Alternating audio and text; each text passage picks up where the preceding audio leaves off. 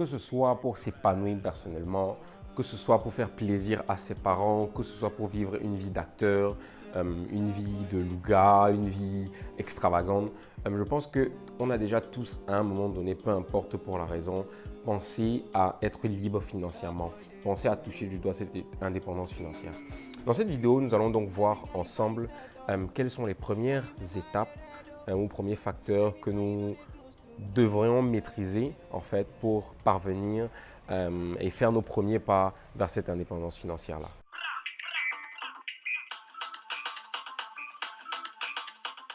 Hello tout le monde! Et comme toujours, j'espère que vous allez super bien. Alors aujourd'hui, on se retrouve pour une nouvelle vidéo avec un cadre tout à fait différent. Je suis en déplacement au Cameroun, donc voilà, on se retrouve dans un cadre différent pour faire la vidéo. Donc attaquons directement le vif du sujet. Comme on l'a dit, oui, vous allez m'excuser, il fait très chaud. Donc, comme on l'a dit, dans cette vidéo, nous allons voir ensemble les premières étapes en fait, que nous devrons maîtriser pour aller vers l'indépendance financière. Alors, les premières étapes donc, pour directement aller vers l'indépendance financière se listeront au nombre de 4. La première étape est d'avoir une certaine éducation financière.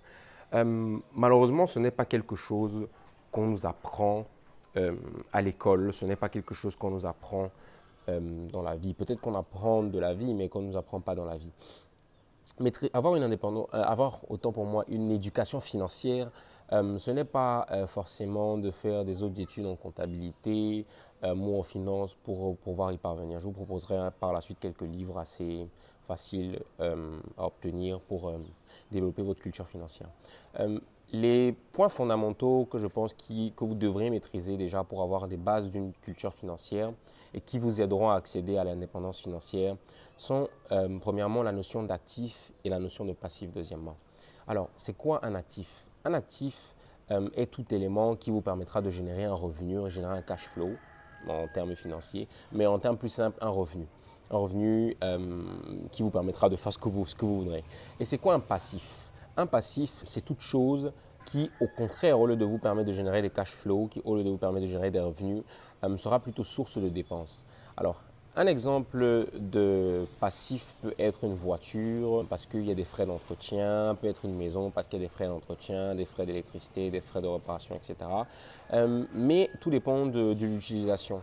Une voiture ou une maison peut devenir un actif si vous êtes agent immobilier ou si vous êtes chauffeur taxi. Si vous êtes chauffeur taxi, cette voiture vous permettra de générer votre revenu. En fait, c'est votre moyen d'exercer votre activité, donc c'est considéré comme un actif. Une maison, si vous êtes agent immobilier, est considérée comme un actif parce qu'elle vous permet de percevoir des revenus. Donc voilà assez rapidement et basiquement qu'est-ce qu'est la notion d'actif et de passif et quelle est la principale différence entre les deux. J'aurais pu continuer par exemple en vous expliquant pourquoi il est préférable d'investir avec de la dette au lieu d'investir avec ses fonds propres. Bon, je peux le faire de manière très rapide, essayer de prendre un exemple simple pour que vous puissiez comprendre. Mais voilà, continuez à creuser dans ce sens-là pour développer votre indépendance financière. Alors, très brièvement, pourquoi il est préférable d'investir avec une dette au lieu de préférer avec son capital? Alors, ça vous permettra en fait d'avoir une sorte de garantie. Si vous investissez directement avec la dette, eh bien, si demain vous rencontrez une difficulté, vous avez encore votre capital sur lequel vous pouvez compter pour pallier à ces difficultés-là. Alors que si vous investissez directement avec votre capital, il vous faudra vous endetter pour pallier à ces difficultés. Mais vous me direz, oh, mais oui, mais c'est évident, ce sera simple. Mais non, ce ne sera pas chose simple à faire parce que pour vous endetter, vous aurez besoin de prouver que vous êtes capable de rembourser, vous aurez besoin de garanties. Et quoi de mieux comme meilleure garantie qu'un capital qu'on a. Donc voilà de manière avec un exemple assez basique, assez simple, pourquoi vous devrez privilégier investir avec de la dette au lieu d'investir avec vos fonds propres. Mais bon, le plus important là tout de suite, c'est de maîtriser cette notion d'actif et cette notion de passif. On verra pourquoi tout de suite. La deuxième chose qu'il faudrait maîtriser, c'est de bien gérer son argent. C'est vraiment très important. Parfois on le néglige ou alors parfois on ne sait pas comment faire, mais c'est très important. Vous devez catégoriser vos dépenses. Quelle est la partie de mes dépenses qui ira dans mes dépenses primaires, alimentation, logement, électricité? Quelle est la partie de mes dépenses qui ira dans mes loisirs? Quelle est la partie de mes dépenses qui ira dans mes épargnes et dans les imprévus? et quelle est la partie de mes dépenses qui ira dans les investissements. C'est très important de catégoriser vos dépenses afin de ne pas être surpris et de ne pas savoir gérer votre argent en fait, parce que vous ne pourriez jamais parvenir à une indépendance financière si vous n'êtes pas capable de gérer vos revenus. Aussi, pour un début, il sera demandé et vraiment de réduire les dépenses inutiles. Les dépenses inutiles, ce sont des dépenses en passif qui ne vous permettront pas de générer quoi que ce soit et qui sont généralement faites pour, on va dire, paraître riche au lieu de l'être. Des gens vont investir dans de nouvelles paires de baskets chaque mois, de nouvelles télés, etc. Et d'autres personnes, au contraire, vont épargner cet argent-là pour investir. Et c'est ça la principale différence qu'il y aura de base entre quelqu'un qui sera destiné à une indépendance financière et quelqu'un qui sera destiné à tout sauf ça. Le troisième des points, donc, vous l'aurez sûrement peut-être anticipé, et à contrario de dépenser son argent inutilement, sera d'investir en fait dans des actifs. Donc, comme on l'aura dit, ce sera toute chose qui vous permettra de générer un revenu. Investissez dans des actifs. Vous n'avez pas besoin forcément de détenir des milliards ou des millions pour pouvoir investir dans des actifs. Vous pouvez le faire avec la quantité d'argent que vous avez actuellement. Je vais prendre un exemple très simple. Vous pouvez investir dans une place de parking qui peut coûter, on va dire, peut-être 1 000 euros. Vous pouvez la mettre en location et par mois, vous pouvez générer un revenu de 75 euros par mois.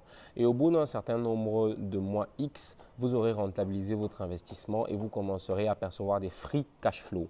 Des cash flow free, un revenu free qui ne viendra plus là pour rembourser votre investissement, mais juste pour s'ajouter en supplément comme ça, tomber de nulle part dans votre poche.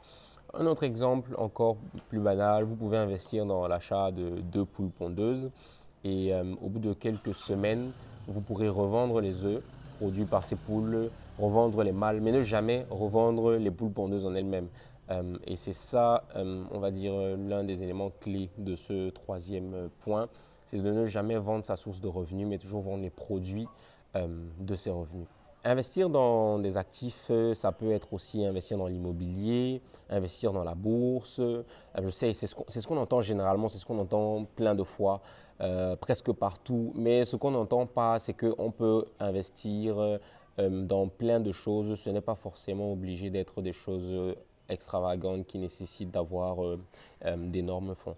Vous pouvez commencer avec ce que vous avez et vous pouvez vous hisser au sommet. Il suffit juste d'avoir la bonne méthode. Et le quatrième et dernier point que je trouve aussi important que les autres, c'est de s'inspirer de ceux qui ont réussi. Inspirez-vous de ceux qui ont réussi dans les domaines dans lesquels vous souhaitez vous aussi réussir. Si vous souhaitez réussir dans le dessin, inspirez-vous des meilleurs, les Japonais. Si vous souhaitez être le meilleur dans l'investissement, inspirez-vous des meilleurs dans l'investissement.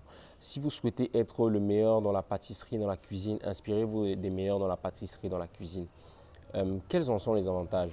Eh bien, les avantages sont qu'en vous inspirant de cela, vous verrez quelles sont les difficultés auxquelles ces personnes ont été confrontées. Ça vous permettra d'éviter ces difficultés-là.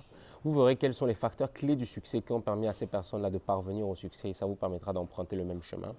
Et si vous avez la chance de connaître des personnes qui sont encore dans le milieu, qui ont traversé ces étapes-là, eh bien, je vous invite à discuter avec ces personnes-là afin d'échanger, afin de prendre leur point de vue et afin d'éviter les erreurs qu'elles ont pu commettre. Parce que rien ne sert de faire comme si vous devriez encore inventer l'eau chaude alors que tout est déjà fait. Je pense que c'est une des erreurs que certains commettent et pourtant c'est quelque chose de très évident, très facile à faire et qui vous sauvera énormément la vie et vous facilitera la tâche pour parvenir à l'indépendance financière. Donc voilà, j'aurais essayé d'être très bref mais très précis parce que je pense que ce sont des sujets qui ne nécessitent pas qu'on aille énormément dans du blabla-tâche mais plutôt dans du concret parce que chacun pourra l'appliquer comment il le sent. Donc si on va résumer, on va dire qu'il y a 4 principales premières étapes à maîtriser. La première étape, c'est de développer sa culture financière, maîtriser les notions d'actifs passifs et plus encore. La deuxième des choses, c'est de savoir gérer son argent et de minimiser les dépenses futiles. La troisième des choses, c'est d'investir dans les actifs, des choses qui vous permettront d'avoir des revenus. Et la quatrième des choses, c'est de vous inspirer de ceux qui ont réussi dans les domaines dans lesquels vous souhaitez vous aussi réussir. Bien évidemment, nul n'est omniscient. Donc, je suis conscient que... Ouais, il fait très chaud.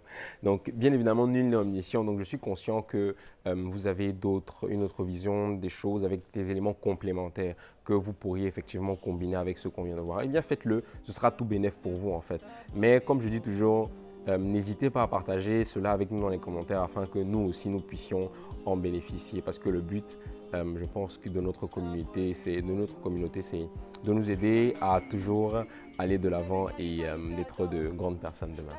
Voilà. Sur ce, je vous dis merci de nous avoir suivis jusqu'à la fin et je vous souhaite de passer un excellent week-end. À très bientôt sur Leader Mindset Lifestyle. Salut!